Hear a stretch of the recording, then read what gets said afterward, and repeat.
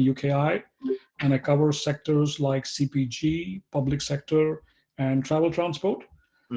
I've been over 2 decades now in IT, done work across business development, corporate finance, business case design. Passionate about quantum computing, as you mentioned, and it's meeting AI beautifully is going to change the world. On the personal front, I love playing tennis and squash. So that's me. Amazing. I played squash once about 4 months ago. I had a meeting with a big client, and they said, "Oh, do you want to come and play squash?" I'd never played squash in my life. How did it go? And so what I did was I was like, well, what do I wear? So I had to look up what I wear. I went down to Sports Direct and bought all the gear, and then the trainers, the shorts, marking soles, everything, the arm, the wristbands. It's sort of that old phrase, all the gear, no idea, But absolute pleasure to have you on today, Rohit. Thank you again. I'm going to open up a question because there are two schools of thought when it comes to AI in the world, and there's two schools of predictions. There are people who are very optimistic about the future of AI, and there are people who are very pessimistic or nihilistic around, AI, and is it going to, are we going to be all killed by AI essentially in the future? How do you feel about AI, right, as a statement? Are you optimistic? Are you pessimistic? Are you realistic? Where do you sit in there? Well, normally I'm a very optimistic person, Antonio, but with regards to AI, I'll be very realistic. Because I don't know if many of you know, the whole AI journey started way back in 1956. Okay. At the time when computers were being, coming into their own, 1960s. And there's a famous, the first workshop on AI happened in Dartmouth College in New Hampshire in USA. Right. And this was a 6 weeks workshop so this was a founding workshop on AI. And from 1956 to 1970, a lot of stimulating discussions happened, interesting algorithms were built. But then we hit from 1970 to 1990, probably, I don't know if you've heard this phrase called AI winter. Yeah, I have heard that, but I've not really known what it was. Yeah, so essentially what happened in 1970, it created a lot of hype and promise, but it did not deliver. And I think there were two very key ingredients missing, which we have now, which we did not have at that time.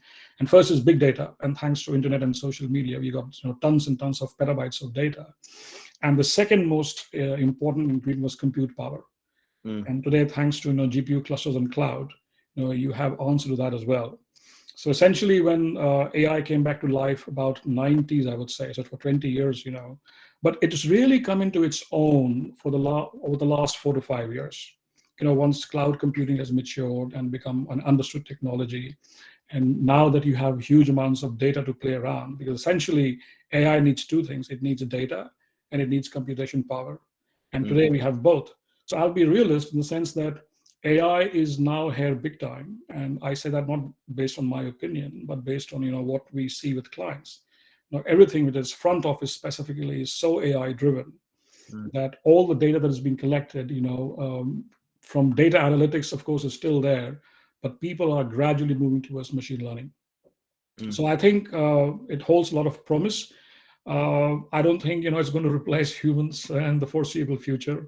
So if that's what you mean by a pessimist, I think that is the aim. But there's also a term called AGI, which is artificial general intelligence, which is the holy grail of AI, which basically means that you should be able to replicate a human brain. Personally, if you ask me, I don't think that'll ever be achieved. That's perfection, and you can only head towards perfection and never get it. But yes, why do you think it will never be achieved? I think the human mind is so complex and so profound. It'll be difficult to surpass it. I mean, they are now. I mean, if you look at the lay of the land, if I just take a minute to kind of explain. See, within the AI world, machine learning is a subset. But what has happened is the last few years, that machine learning has kind of subsumed many of the divisions of AI, and machine learning and AI are used interchangeably. The purists don't like it, but I'll stick to machine learning. So within machine learning, if you see, there are three categories. You've got supervised learning, which is where you use labeled data. And you have unsupervised learning, where you just, throw the machine learning model in a sea of, data, and it figures out for itself the correlations. And the third aspect of the third category of machine learning is reinforcement learning, which is where we are heading more towards, not just perception, but also planning, decision making. It's goal oriented, it's action oriented. So all the things that you see, I don't know if you've seen these robo dogs or robo humans from Boston Dynamics. That's what I want for Christmas. I want that for next Christmas. I want a robot dog. They're doing crazy stuff. It's running on reinforcement learning. Right. If you're a video game junkie, if you play video games, most of the video games now are driven by reinforcement learning, and they have been trained to kind of kill you and not be killed, right? And they behave like humans. Self-driving cars. So the reinforcement learning is one step towards that holy grail of AGI. But I think that's perfection. I mean, can somebody replicate my brain on a computer? Well, I think the jury is out, but I don't think that's going to happen in my lifetime. Let's put it this way. Really? That's a very interesting point. And so there are a lot of people. So for instance, let's say take for Facebook, for instance, they had to close down their story a couple of years back. They had to close down their AI, one of their AI programs, because the AI generates its own language. So if what you're saying is is your I guess prediction, if Facebook are closing down items like that, they must think that there's something quite scary happening within the AI space. What do you think? See, they're scary. See, the thing is, yes, AI gives you a lot of powers, right? And I mean, when you come to quantum computing, I'll tell you exactly the same thing. It really empowers you. And there's something called ethics in IT and ethics in AI. Is huge. And the famous saying of Spider-Man, with great powers come great responsibility. And that applies to any new technology which is emerging, because it really empowers you. So there have been a lot of scandals linked to AI where people have collected data. And don't get me wrong, AI is brilliant at spotting patterns which human beings can't, right? Because we are driven by our five senses, essentially, right? But to see patterns in data which are not, easily recognized by humans, that is where AI plays a very powerful role, right? And of course, it can be misused, right? Data can be accumulated, and people can misuse data, as has happened with quite a few companies. So I think companies are right now careful about how they are deploying AI, specifically when it comes to customer-facing applications. So there has to be a sense of responsibility within a company like Facebook, or any company which is into the B2C world, right? How you're collecting data, do you have consent, right? And how the data is being used. I think because if it's my data being used in some way, I should have some control and authority over it, right? And that's where the whole GDPR requirements, comes into play and all that, right? So sorry. So ethics plays a very strong role. But my point is that can you create a neural network which mimics the human brain? That is where we are headed. Can we achieve that is a big question mark, Yeah. And so where are you seeing the biggest applications? So you mentioned front office earlier on. Where are you seeing the biggest applications of artificial intelligence at the moment? Yeah, I think that's a great question. Where do you see it happening? So if I can just spend a minute on that. As I mentioned, the three categories, supervised learning, unsupervised, and reinforcement. The poster child of AI is actually supervised learning. Which is, if you've heard of image classification or doing predictions. If I just dive slightly into supervised learning to give you a lay of the land, essentially in supervised learning you have two broad categories. One is called classification, which is image identification, or determining whether something is a cat or a dog or a house, right? That is basically a logistic regression. And the second one, which you heard also about, is linear regression, which is, you're making predictions. Like if you have a house or a car with certain specifications, a training algorithm can say, okay, this costs so much, and it's fairly accurate. And you also have other terms, like support vector machines and Bayesian inference, which make predictions. These are called shallow algorithms, right? You find that, these algorithms, can be run on CPUs, though not very hungry. There are a lot of applications emerging in this area, but now we find within enterprise that they are heading towards the deep algorithms. And deep algorithms are the CNN, which is called the convolution neural network, which is used primarily for image classification, identification. You also have something called recurrent neural networks, which is primarily used in natural language processing. So you'll find that enterprises are using a lot of CNNs and RNNs. And these are called deep learning networks because they have multiple layers of neurons and it requires huge compute power. These don't run on CPUs. They require GPU clusters. That's when the question is, that for a company, do you really want to provision GPU clusters for running a network? And it's a balance between price and cost. Costly, yeah. Because these are not really expensive. As we're seeing today, I don't know if you just watched Rishi Sunak on, in Parliament just now talking about the energy crisis and prices rising, right? So and actually that ties into the sustainability piece. So how sustainable is it to roll out, AI for every organization, particularly within these deep neural networks? That's a great question, Antonio. I'll tell you why. Department of Energy of USA made a prediction that based on the current trend, compute will consume about 10% of global energy. And that's significant. Wow. Yeah. And if you do the CAGR maths on that, at 2040, it will become even progressively higher. Could be 25% or 30%, God knows what. And that's humongous. And one of the things driving, compute power, of course, you have so many HPC centers, but the increasing depth and complexity of neural networks, as I said, trying to replicate the human brain. Yeah, you can do that. You can build a neural network on paper, maybe at some time. But to be able to run that, you will require so many GPU clusters, right? Which is where. Sorry to jump in. And as this application or algorithm or whatever you call it, excuse my ignorance, as that expands, because our brains expand, right, daily. We're firing off new neural pathways in our brain, so that's going to expand. So surely that would the computing power is infinite. The potential computing power of one brain, for instance, is infinite. Is that correct, or am I? Yeah, I mean, the thing is that people are adding more and more layers. They're trying to make these neural networks more powerful, right? And because they are self-learning, so what happens is that these neurons, they correct themselves and they become more intelligent. So you don't have to necessarily, add more layers. Sometimes these neurons, because of, this is called the backward propagation method, which is basically differential calculus, which calculates the error, and it's called a loss function, and it trains, and it alters the weights of each neuron to come to the right answer. So, but the thing is that it's not just that. The fact is, now you want to have more complex solutions, and the complex solutions doesn't, is not underpinned just by one algorithm.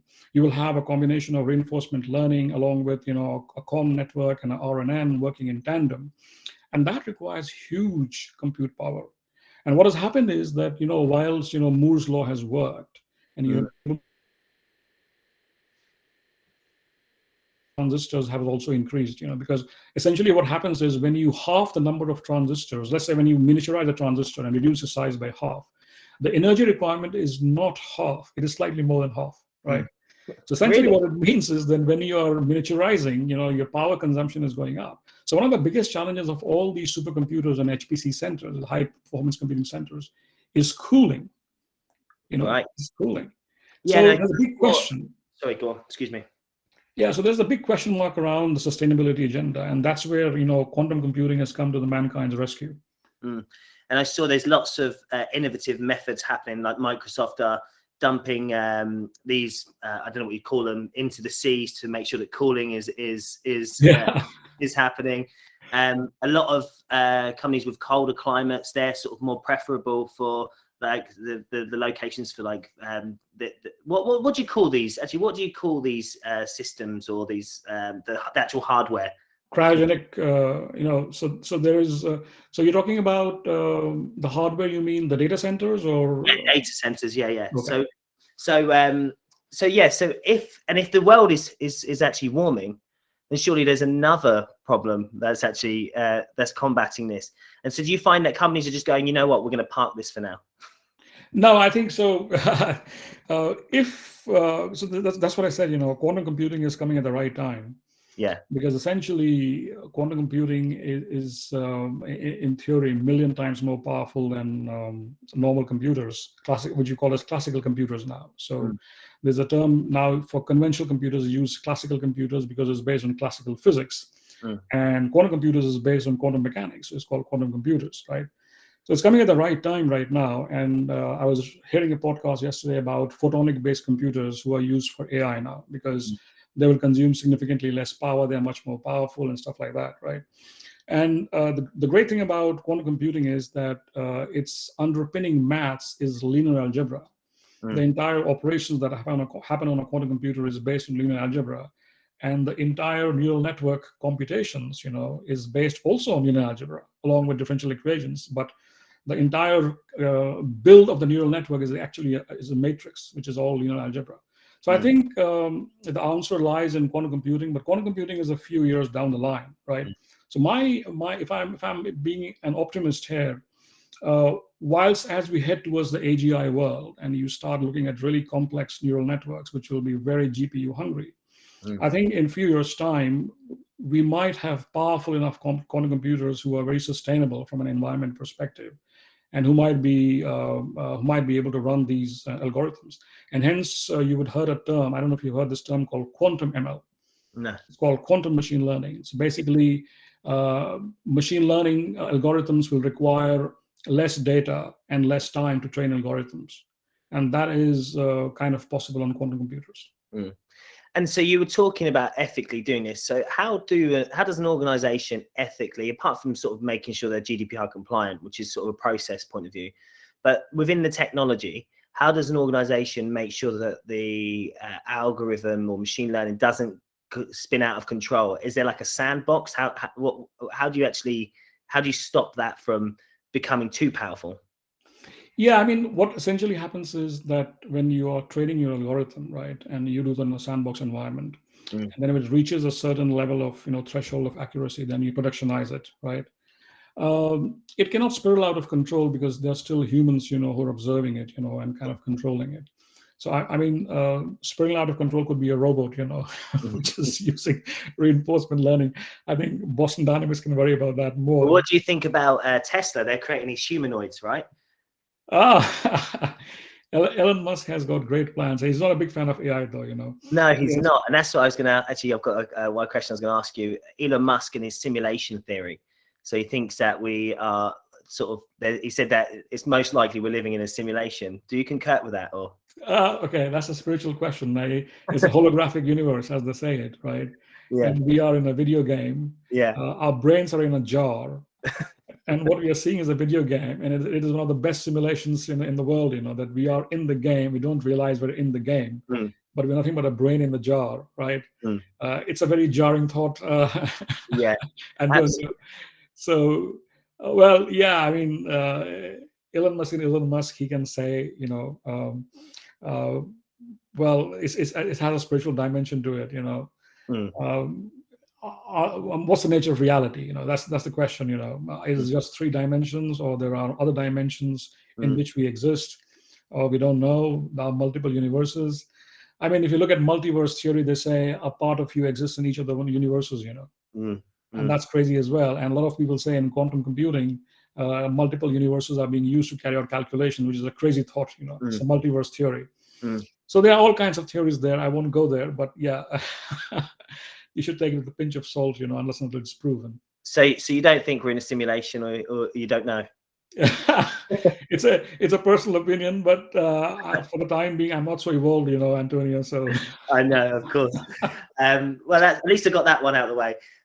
So we've spoken about the technological aspect of it, but in its application, like, how is it enhancing people's lives? How's it enhancing organizations? And have you got any sort of case studies around, what you've done, or what other organizations or people have done or companies have done? Yeah, as I said, it is definitely. And what I see is a lot of prevalence of CNNs in the business world. See, CNNs are used for image identification and classification, which means it can recognize characters. So, for instance, you're looking at wet signatures on a document. You want to extract that. or you want to extract some useful information, like from an invoice, you want to extract the values, and then use RP agents to populate a spreadsheet, normally jobs which are done by humans. So yes, that's where a huge amount of automation is happening in conjunction with RPAs. So AI is playing. So the RPAs are now getting increasingly AI augmented, right? And you're creating algorithms which work in tandem with RPAs, and RPAs themselves had intelligence built into it. So it's all about this whole thing around automation and AI is very interesting, because if you see what happened in the early 20th century when steam engine came and fossil fuel came, right? It was industrial revolution. So this was more automation of manual activities, right? But with AI, you have automation of human intelligence. So even in human intelligence, there are aspects where there's a lot of commodity things that is happening in the brain, right? That is getting done through AI, and things around perception, things around reasoning, planning, decision making, still rest with humans, right now. So to answer your question, yes, it is enhancing people's life. Everything that you have. If you have a phone right now, you're using Siri, or if you've got Alexa at home, these are all AI driven. Alexa uses NLP. Basically, it's a recurrent neural network, which is there. So AI is touching all our lives right now as we speak. We don't even realize that's AI, but it is there, very much. And what are the biggest problems that you foresee AI solving in the future? Yeah, biggest problems, there are lots of problems right now which are kind of intractable, as I say, where classical computers find it difficult. And I will touch upon one area which is very close to my heart, because that's where even quantum computers can play a big role, and that is in chemistry and essentially drug discovery. Today, drug discovery, as you can imagine, one blockbuster drug takes about $1 billion of investment in 10 years' time. And as we have seen during the pandemic, that we need something faster, and of course we have evolved ways to make vaccines faster. But typically, that is the kind of timeline you have. So leveraging AI, if you can spot patterns much faster, you'll be able to find combination of drugs with useful properties in a faster way. And if you're able to run it on powerful computers like quantum computers, and if you're able to simulate the at a molecular level, which you can't do on a quantum computer, on a normal computer right now, drug discovery can be a huge area. You'll be able to do drugs faster with less cost. Clinical trials, still an area where you're still using human beings to conduct clinical trials. Literally, we are like lab rats, and whilst people do it for their own personal reasons, but can you do simulation of that in a lab, in silico clinical trials, rather than actually, in using a physical human being? Wow. That's where AI can play a big role. So AI, I think, wherever AI is basically about, can you recognize patterns which normally humans can't? And can those algorithms then improve over time so that they're able to recognize patterns which we can't? I think that's where significant amount of value exists. And whether it's drug discovery or climate modeling, I can just go on, and finding interesting monomers which are biodegradable. All these are areas where AI can play a huge role. So yeah, it can make life better. Interesting enough, you're talking about the imaging. Within I saw recently a study around AI was able to identify cancers in people way before there was anything metastasizing, right? So that's a super interesting. So and these. So I saw a statistic that 90% of organizations are struggling to scale AI. What's inhibiting them? Because you were saying about quantum, of course, quantum computing. But what if they don't have the data sets? Is that another thing that they're not actually? Yes. So how do you democratize AI? Is the question, Antonio. And there are now quite a few companies who have got open source AI algorithms. So the two things: one is access to these algorithms. That's number one, right? And the second, of course, is data sets. Even though we have big data, but do you have the right data sets, right? And these two things are inhibiting, because when I do projects as well, one of the big challenges we have is, right, this is an algorithm which can be trained, but to train the algorithm, you need the right data set, which has to be processed in the right way. So finding access to data sets. One is, you get, actually ground level data, which is, the data that you actually collect, like you take pictures of millions of cats, and that's the, ground truth data you have. But then there is also a science emerging called data synthesis, in which you are creating synthetic data to which kind of matches the real data. So there's a new field emerging right now as we speak. So two things which will kind of democratize AI. One is definitely synthetic data. And the second one, as I said, is open source AI algorithms. I mean, quite a few projects we execute, we sometimes use open source AI algorithms, which we repurpose. So you don't have to go and create ground up. There are smart people who have already done it. And you can find it on GitHub, or there are open source AI companies from whom you can access. So yes, these are two things needed, to really propel AI forward. So that's amazing. And there was also the scandal in Google around AI being biased. I don't know if you saw that. It actually produced racist results. The AI was racist in its own right. So they apologized for that, which is, so how do you remove bias from AI? Because ultimately you're coding it, right?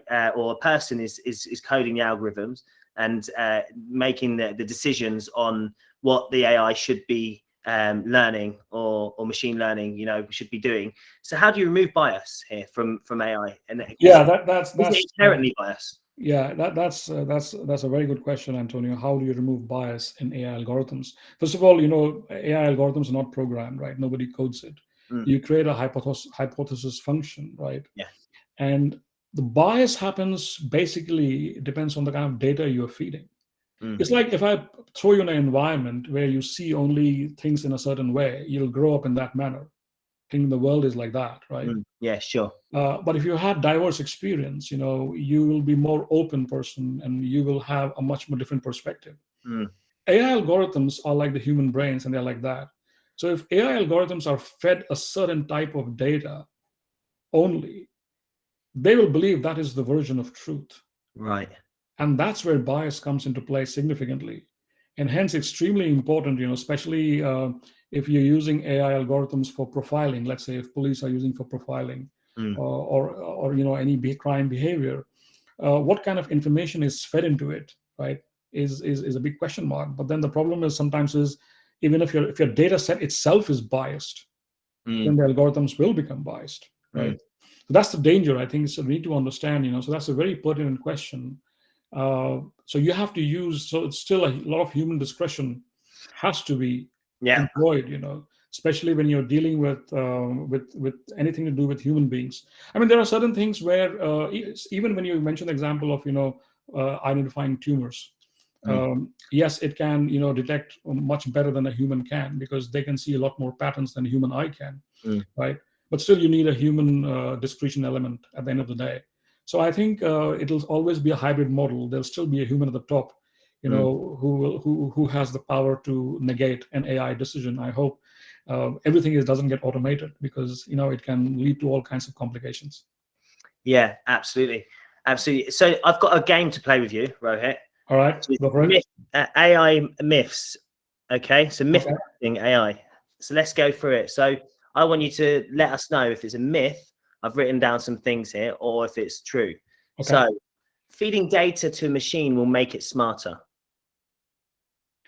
Yeah, feeding data to machine, the right set of data, does make it smarter, because it's nothing without data. Great. AI and automation are the same thing. I think automation is a larger set of AI. Automation has been there for a long time, and AI has come in. So I would say automation is a superset, AI is a subset. That's the way I would look at it. But AI will make me redundant. No, that's a myth. Why? I love AI. I'm still here in front of you, alive. Yeah, actually, that's true. Yeah, we're all still working, aren't we? Yeah, it'll make you better, I would say. It won't make you redundant. It'll make you more productive, and it'll make you better. Boom. AI can work on its own. Well, to an extent, it is true that once you have trained a model, it doesn't require any intervention, right? That's why it's called self-learning algorithms. So AI can work independently. Like if you have a Boston Dynamics robo, you turn the switch on and then it can do the job, right? So yes, AI algorithms are far more independent than a conventional program. So I would say, yeah, they can. It's a scale, working independently is a scale, but I would say, yeah, I'll go. Amazing. And number 5, AI and machine learning always give accurate results. No. No. No. Why? Well, there's always an error, because see, sometimes data sets change also. We are living in a very dynamic world, and data sets can change. New information comes, right? So you have to be very careful that an AI algorithm which was working, let's say, 2 years back in a certain context, I don't think you can use it still today without testing. So you still have to do sandbox testing, for AI algorithms and evolve it, maybe bring better algorithms into it, improve it, add more layers of neuron. So I don't think you can say that it's always accurate. No. I have seen, and basically what happens is when you are productionizing AI algorithms, you define threshold levels. Sometimes you'll say, for this job, 90% accuracy is great. I'm fine. But for this particular job, I would like 99.99% accuracy. So it really depends on what level of accuracy you need. But I wouldn't say that they are always accurate under all situations. That would be a very sweeping statement. You still have to be careful when you're using it. Amazing. And have you seen, when it comes to the future of how we work and whatnot, in terms of hiring and talent acquisition, have you seen any application of AI in sort of assessments or even longevity of people within an organization? Have you seen any application of that? Personally, I have not come across that, Antonio. Maybe folks on the HR team may or may have used it, but personally, I haven't come across. That's fine, no worries. Awesome. And in terms of the biggest players in AI at the moment, who are they? Because obviously you must work with lots of vendors who support, and you have to implement lots of different technologies. Who are the biggest players in AI at the moment? So I'll tell you two biggest platforms in the world of AI, or I would say machine learning. One is Google with TensorFlow, okay? And the other one is PyTorch, which is from Facebook. Surprise, surprise, because they use so much of image cognition and image tagging. So these are the two biggest platforms right now. The leader definitely in the enterprise space continues to be TensorFlow. So this is Google's open source platform. This is Python based, and it runs on NVIDIA GPUs. Now, this is the primary platform for building your algorithms, for deploying it on cloud, for running it. So yeah, I would say from a machine learning perspective, yes, Google are the big leaders in this domain right now. And sorry, go on. And of course, NVIDIA GPUs, they are designed for machine learning. So I would say from a hardware perspective, they're the leaders. And so when companies are coming to you guys and they're describing their problem statements, what is it that how do you guys identify what's the right solution when it comes to implementing automation, implementing AI with them? Yeah, it depends on the problem set, So, for instance, a lot of, as I said, a lot of the use cases we come across are automating certain processes, which means, let's say if it's a finance process, you have to recognize, spot some entities in an invoice or a finance document or a contract document, then it's pretty straightforward. You use a CNN network, for that. In some cases, we have used reinforcement learning, because we have done algorithms where we are predicting the revenues as well, based on past data. Within a certain macroeconomic, environment, we are able to predict revenues. So we use a combination of algorithms. So it depends on the use case. For instance, as I said, you've got classification algorithms that you have which identify images, and you have algorithms which work on NLPs, like recurrent neural networks. And then new algorithms are also coming up. So sometimes you also have to go and scout in OpenAI community spaces like GitHub and all, and find open source algorithms for certain use cases which you can repurpose, because then these algorithms will have to be trained on client specific data. That's interesting, and I think there's often another myth which you can just roll out AI immediately, you know.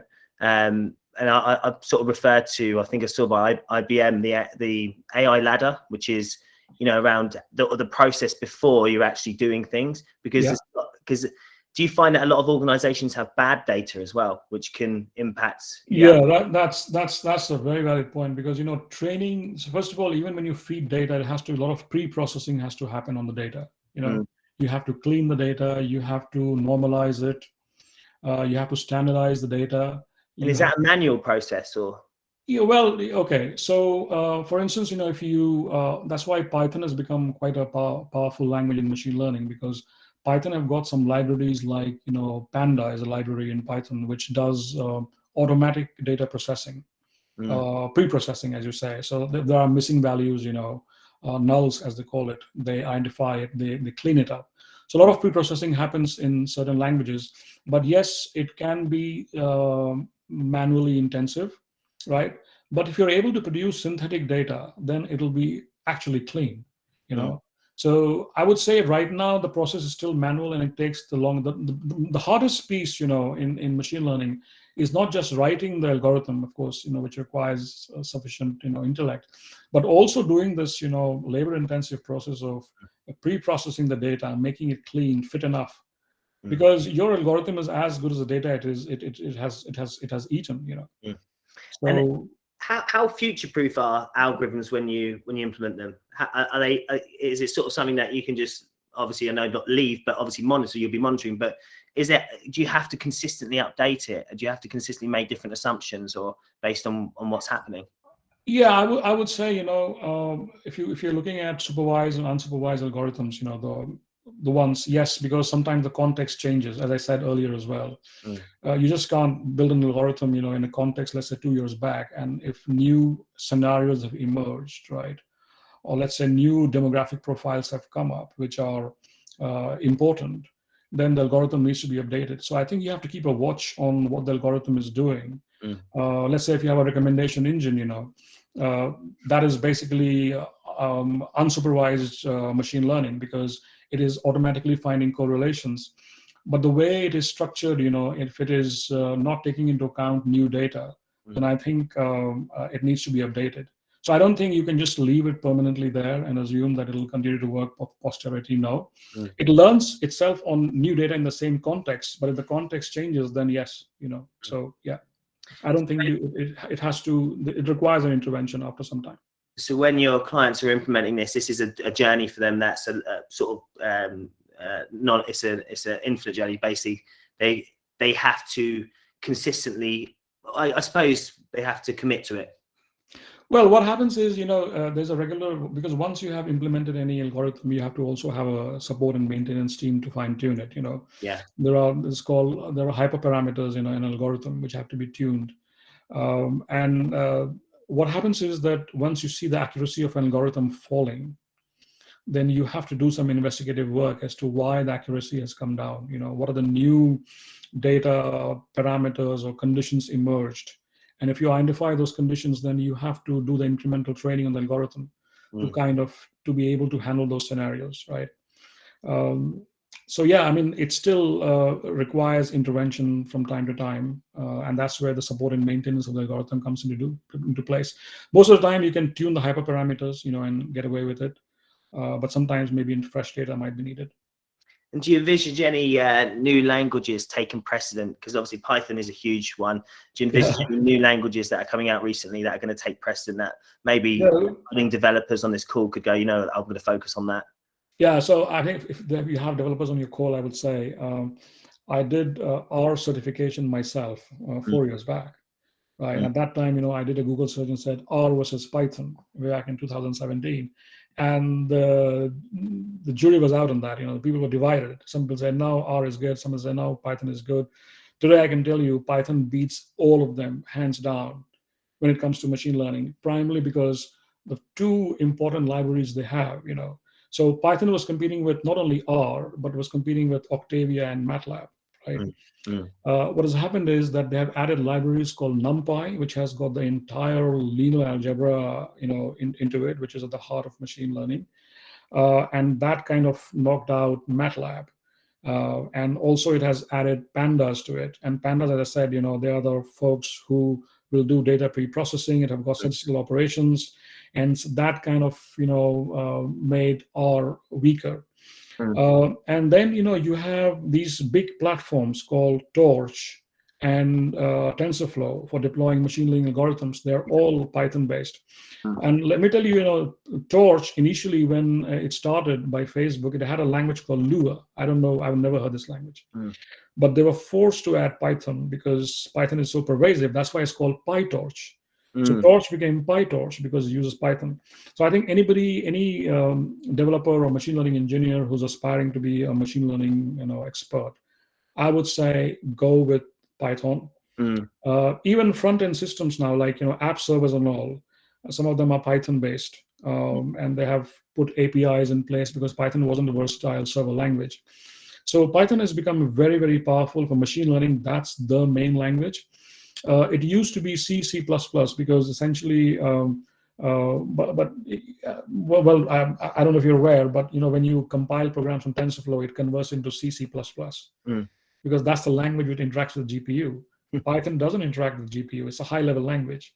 So there was a time when you needed to know C, C++ to actually write those linear algebra, mathematical algorithms, but you don't need now. You have a high-level language called Python.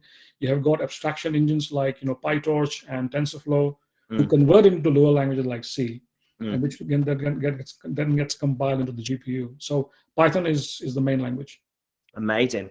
That's brilliant. I'm going to open up to the audience if they've got any questions at the moment. If anyone's got any questions, please raise your hands. Awesome. So we've got Monica King. If anyone else got to raise any questions, raise your hand and I'll go through the list. So Monica. Hi. Thanks for the podcast. It's been really, really interesting. So my question is not really very technical, but I was wondering why human beings try to build the AIs and to build our minds into a machine. Why do you think people have this desire? What are we trying to achieve? Well, human beings are designed to be. We are creative beings. We have.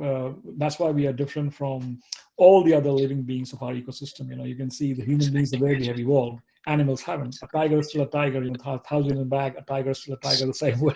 Right? Human beings have evolved. I think we have got something called consciousness and inherent intelligence, and we like to do crazy things. And we like to really understand the nature of reality, and that's how science has advanced. To answer your question very simply, I think the reason why AI has happened is the reason why even industrial revolution happened in the early 20th century is automation. How can you be more productive as human being? It's about productivity. So all the things we are doing is trying to augment our own capabilities. And whilst when we built a steam engine or industries and factories and cars, we were automating physical aspects. So you don't have to walk, or you don't need a bullock cart. You can use a car. AI is all about how can you replicate the human brain on a machine and make it do things that we can't do. For instance, you still need a calculator, right? Beyond a certain number, a calculator can do it very fast. If there weren't any calculator, you'll struggle. So I think we are on that journey. Is how can we improve our productivity and our quality of life? And technology is playing a huge role.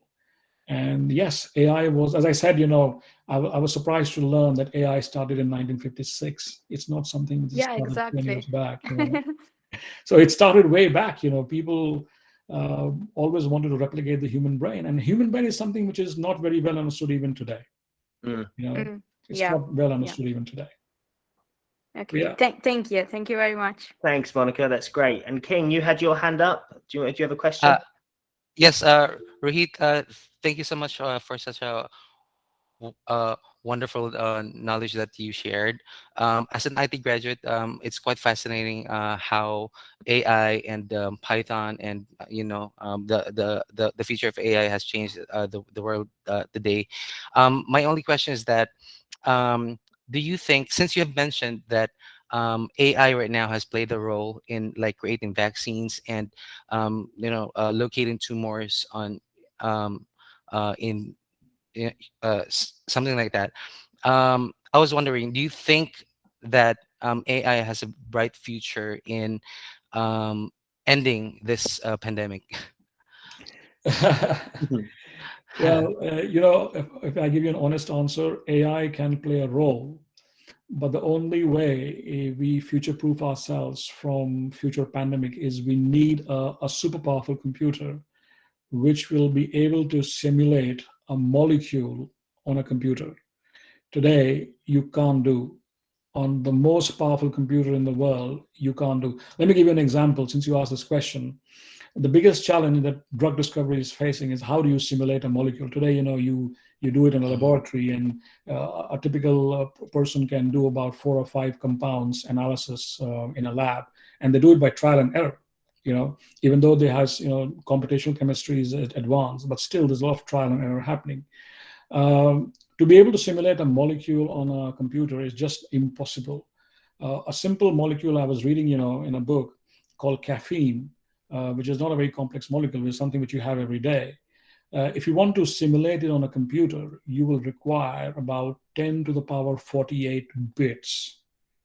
And just to give you a sense of the scale, scientists estimate that planet Earth has about 10 to the power 49, 10 to the power 50 atoms. So you need anything like 1% or 10% of atoms in the Earth to simulate that kind of molecule. The only way forward is quantum computer, because a quantum computer can do it in about 200 quantum bits. And that's a separate topic for a podcast if you're interested, Antonio. It's a huge topic. AI can help, hasten the speed for building new vaccines, right? But I don't think it has got the magic bullet on its own, is my very frank answer. Amazing.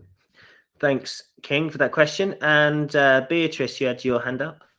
Yes. Hi. Firstly, really, really interesting like thought processes and things like that were discussed.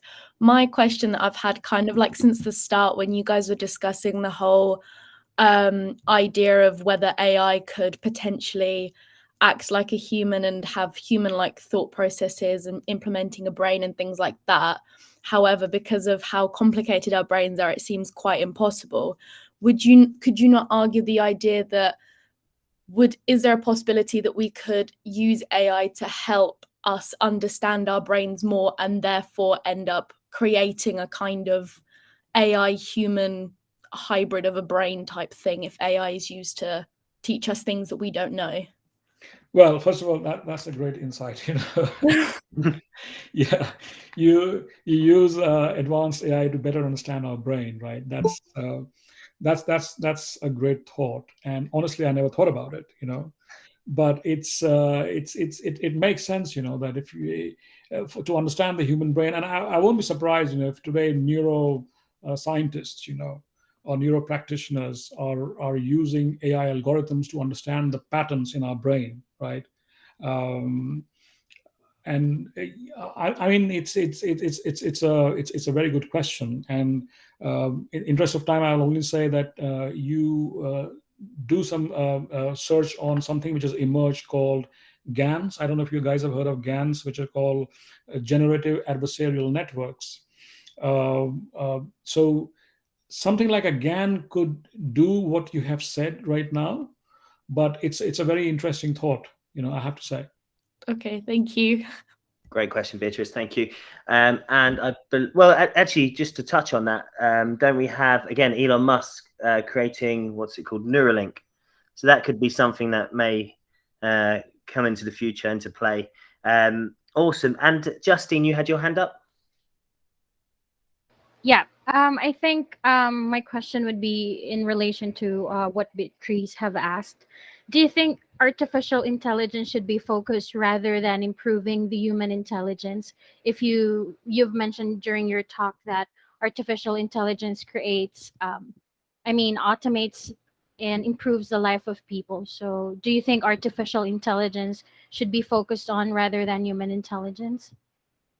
Sorry, your question is, should it be focused on improving human life rather than improving human intelligence? Is that the question? Should be focused on improving human intelligence rather than focusing on artificial intelligence. Oh, human intelligence. Okay. You know what? Human intelligence and the way it improves is really a neuroscience question, right?